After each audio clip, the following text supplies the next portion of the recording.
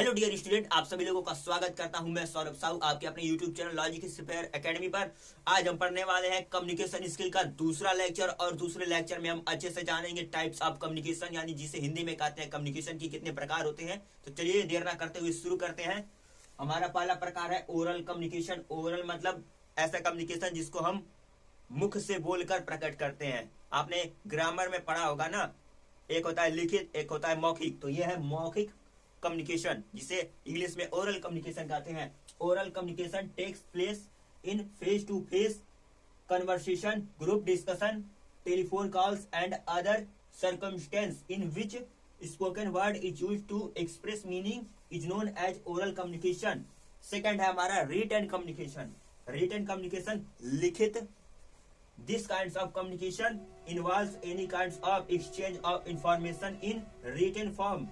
To put it simply, written language common communication is known as written communication that is communicated by two or more people or group.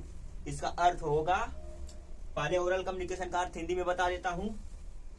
ये इस प्रकार का communication होता है जिसमें हम अपनी अंदर की व्यथा को, आइडिया को, फीलिंग को बोलकर, मुंह से बोलकर शेयर करते हैं। ये दो लोगों के बीच में हो सकता है, ग्रुप में हो सकता है। जैसे कि मान लीजिए हम कई चार लोगों के बीच में बैठे हैं और हमें अपनी आइडिया को, विचारों को किसी के सामने व्यक्त करना हो, तो हम मुंह से बोलकर अपनी बातों को दूसरों तक पहुंचाएंगे। तो वो आता है ओरल कम्युनिकेशन में। ठीक है, यहाँ पे देखिए, ये ग्रुप डिस्कशन में होता है ओरल कम्युनिकेशन। टेलीफोन पर आपने देखा होगा, आपके घर के कोई भी सदस्य अपने दोस्तों से मोबाइल पे बात करते हैं तो मुंह से बोलकर बात करते हैं। ठीक है, हम इसमें अपने आइडियाज को, फीलिंग को एक्सप्रेस करते हैं दूसरों के सामने। ठीक है, और रिटन कम्युनिकेशन में क्या है, ये इस प्रकार का कम्युनिकेशन होता है जिसमें हम अपने विचारों को, फीलिंग को, आइडियाज को लिखकर, पत्रों में लिखकर व्यक्त करते हैं। आपने देखा होगा, आप मोबाइल पे टाइप करते हो वो रिटन कम्युनिकेशन में आता है, पत्र लिखते हो, एप्लीकेशन लिखते हो, रिटन कम्युनिकेशन में आता है। ठीक है, तो ये है ओरल कम्युनिकेशन और रिटन कम्युनिकेशन। इसके हम आगे बढ़ते हैं।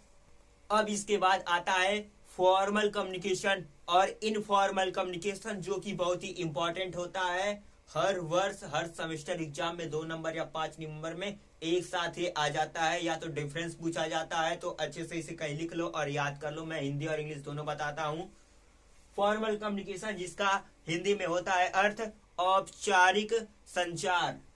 When a organization communication occurs by following the prescribed or official predetermined rules, policy and regulation of the organization are called formal communication. It is governed by the established chain of command.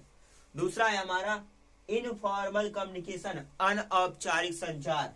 इसमें क्या होता है, informal communication is the casual or unofficial form of communication wherein the information is exchanged spontaneously. इसका मतलब होता है तात्क्षणिक, between 2 or more persons without conforming to the prescribed official rule, process, systems, formalities and chain of command is known as informal communication. अब मैं आपको बताता हूँ, इसको हिंदी में अच्छे से समझाता हूँ। फॉर्मल कम्युनिकेशन एक प्रकार का ऐसा औपचारिक संचार होता है जिसको हम विशेष स्थान पर यूज करते हैं। सपोज दैट आप ऑफिस में गए तो वहां पे आप फॉर्मल कपड़े में होगे, सूट बूट में होगे, अच्छे से कोई आता है तो उससे हैंडशेक करते हो, हाय हेलो करते हो। मान लो सपोज दैट कोई मीटिंग है ऑफिस में, तो ऑफिस में जहाँ मीटिंग होता है आप वहाँ पे अच्छे से अच्छे लैंग्वेज का यूज करते हो, अच्छे से अपने सीनियर से, जूनियर से बातें करते हो, अपने आइडियाज को शेयर करते हो, प्रेजेंटेशन को शेयर करते हो। तो वहाँ पे फॉर्मल लैंग्वेज का यूज होता है। ठीक है, वहाँ पे लिखा है ना, rules, policy, regulation govern by established chain of command. इसका मतलब ये होगा जो मैंने बताया। अब इनफॉर्मल, इनफॉर्मल का मतलब होता है अनौपचारिक, कोई ऐसा लैंग्वेज जिसको हम विशेष स्थान पर नहीं प्रयोग करते हैं, अपने या अपने मित्रों के बीच में यूज करते हैं, 2 लोगों के बीच में यूज करते हैं। यहाँ पे लिखा है बिटवीन 2 और more persons without confirming to the prescribed official rule, बिना किसी ऑफिशियल रूल के इस लैंग्वेज का, जिसका नाम है इनफॉर्मल कम्युनिकेशन, उसका हम यूज करते हैं। ठीक है, तो आपको ये वीडियो अच्छे से समझ में आया होगा। अब अगला टॉपिक देखते हैं हम। अब आता है वर्बल कम्युनिकेशन। ठीक है, इसके बारे में अच्छे से चलिए जानते हैं। Verbal communication is any form of communication that acres through spoken words is called verbal communication. अब आता है इसके बाद non verbal communication. Non verbal communication refers to any form of communication that is not transmitted through spoken word is known as non-verbal communication। इसे भी आप अच्छे से कॉपी में नोट कर लीजिए, ये भी आता है एक एक नंबर में। तो आज का हमारा ये लेक्चर यहीं पे समाप्त होता है। वीडियो को अच्छा लगे तो लाइक करो वीडियो को, चैनल को सब्सक्राइब करो, नए हो तो मिलते हैं अगले वीडियो में लेक्चर 3 में।